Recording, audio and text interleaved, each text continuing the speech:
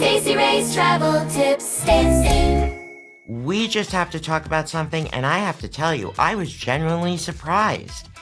London was just named the food capital of the world by TripAdvisor.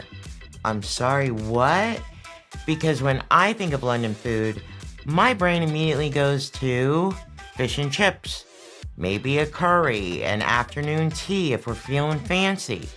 So I had to look into this, and guess what?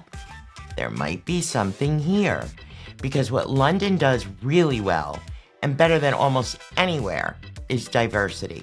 This is one of the most international cities in the world, and the food scene reflects that.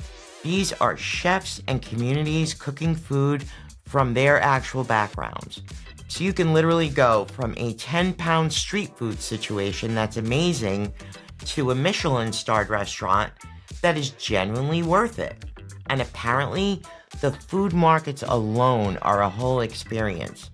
Borough Market, Seven Dials, Spitalfields. Like you could build an entire trip just eating your way through the markets. Some of the most hyped spots, they're not fancy at all. We're talking dumpling shops, roti counters, bagel spots, all that are open 24/7. And then you still have the traditional side, the pubs, the pies, the curry houses, the afternoon tea. So it's kind of like this mix of old school London and a very global, modern food scene.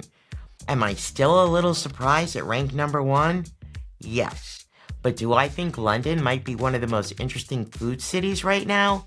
Also yes. So if London hasn't been on your list for food, it might be time to reconsider.